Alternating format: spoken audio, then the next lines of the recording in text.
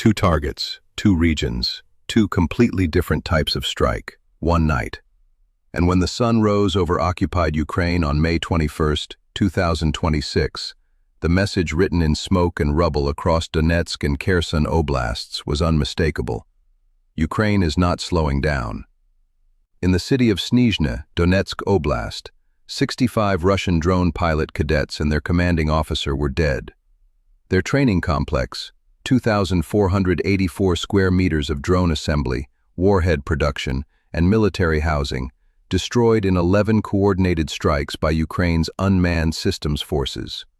Operation name, Akhmat's Snow. In the village of Henicheska Hirka, Kherson Oblast, approximately 100 Russian troops had been killed and wounded. The FSB headquarters they worked in was destroyed. The Pantsir S-1 air defense system protecting it, worth up to $20 million, was destroyed alongside it. Strike executed by Ukraine's Security Service Special Operations Center Alpha. Simultaneously, different teams, different weapons, different target categories, hundreds of kilometers apart. President Zelensky announced both operations on May 21st with the measured confidence of a commander who is executing a plan, not reacting to a crisis. He named the units. He released the footage. He stated the casualties. And then he said the words that define Ukraine's strategic posture heading into the summer of 2026. Zelensky is not slowing down. To understand what a simultaneous two-theater deep strike operation means in the context of this war, you have to go back to where Ukraine's deep strike capability started and how far it has traveled. In the early months of Russia's full-scale invasion, Ukraine's ability to strike behind the front line was extremely limited. Short-range artillery, improvised drone operations, occasional HIMARS strikes on Russian logistics hubs within range of the missile system's 80-kilometer reach. The war for Ukraine was primarily defensive, holding the line, bleeding Russian forces on Ukrainian-controlled territory, waiting for Western weapons to arrive. That Ukraine no longer exists. The Ukraine that conducted operations in Snizhne and Henicheska Hirka on the same night is a Ukraine with a deep strike center that plans intelligence-driven operations against high-value targets in the Russian rear. A Ukraine with unmanned systems forces that have struck over 19,000 Russian personnel in the first 19 days of May alone. A Ukraine with a security service special operations unit capable of coordinating with military drone forces to execute simultaneous multi-domain strikes across geographically separated theaters. The two operations of May 20th to 21st were not coincidental. They were coordinated. The same broader campaign, the same operational cycle, the same night. The resources of the SBU and the unmanned systems forces operating in parallel, each targeting a different category of Russian military infrastructure, each executing independently but within a shared operational framework. This kind of coordination is difficult. It requires shared intelligence. It requires deconflicted operational timing. It requires command structures capable of managing simultaneous independent operations without one degrading the other. Ukraine has built all of this, quietly, steadily, over 4 years of the most intense conventional warfare Europe has seen since 1945. And Russia, watching from Moscow, still does not seem to fully understand what is happening to it. Let us look at what each operation targeted and why the combination of targets matters more than either one alone.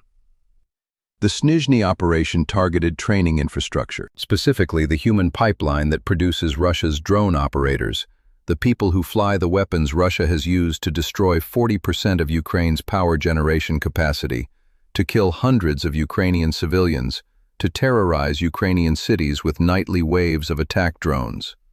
65 cadets and their commanding officer gone. A drone assembly and production complex destroyed. One of Russia's 3 drone academies in occupied Donetsk eliminated. The Henicheska Hirka operation targeted intelligence and occupation governance infrastructure. The FSB headquarters in occupied Kherson Oblast is not a battlefield military facility. It is the administrative center of Russia's occupation apparatus in that region, managing surveillance, running filtration operations, maintaining informant networks, suppressing Ukrainian identity among the civilian population. Destroying it disrupts the machinery of permanent occupation. It degrades Russia's ability to administer and Russify the territory it occupies, and it sends a message to the Ukrainian civilians still living under occupation. Kiev has not forgotten you, and it can still reach the people who are administering your captivity. Alongside the FSB headquarters, the operation destroyed a Pantsir S-1 air defense system. This is the critical strategic bonus of the Kherson operation. Russia deploys Pantsir systems specifically to protect its rear area facilities from Ukrainian strikes. Every Pantsir system Ukraine destroys creates a gap in Russia's defensive coverage, a gap that other Ukrainian strike assets can now exploit. The Snizhne operation demonstrated Ukraine's ability to find and hit training facilities. The Henicheska-Hirka operation demonstrated Ukraine's ability to defeat the air defense systems Russia places around those facilities. Combined, the two operations on a single night amount to this. Ukraine can reach your training facilities in occupied Donetsk, and when you try to protect them with air defense systems in occupied Kherson, we can destroy those too. Russia's occupied territory is not a sanctuary, it is a battlefield, and Ukraine owns it at night. But the operational significance of a single night, however impressive, is not the most important part of this story. The most important part is the word that Zelensky chose to describe what his forces are doing: sanctions. Ukraine's medium and long-range sanctions will continue to work. That is how Zelensky characterized the Snizhne and Henicheska-Hirka operations. Not as battles, not as strikes, as sanctions, systematic, ongoing, proportional impositions of cost designed to change Russian behavior. The choice of that word is deliberate and sophisticated.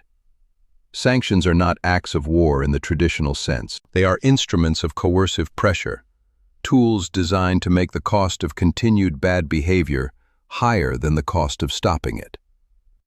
By framing Ukraine's deep strike operations as sanctions, Zelensky is making a political argument to his Western partners as much as a military statement to Russia. The argument is, this is working. These operations are degrading Russia's capacity. They are imposing costs that compound over time.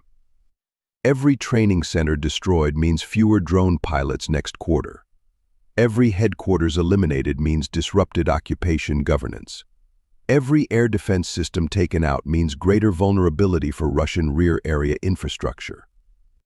This is not a war of attrition that Ukraine is losing.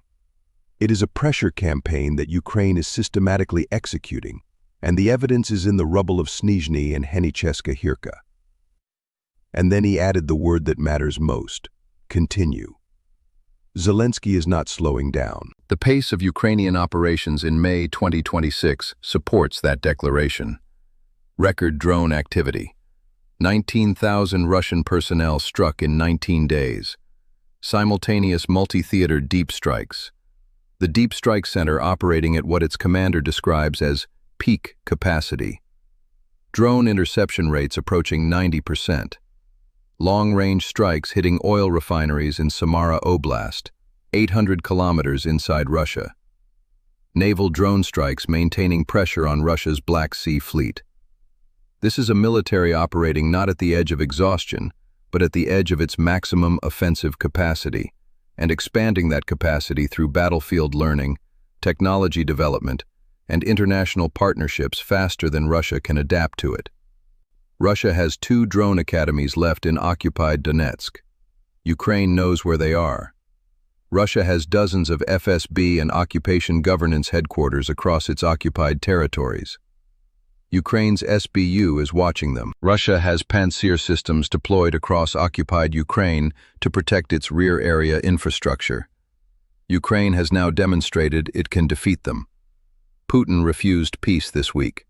The Istanbul talks collapsed. The ceasefire remains a fiction violated by both sides.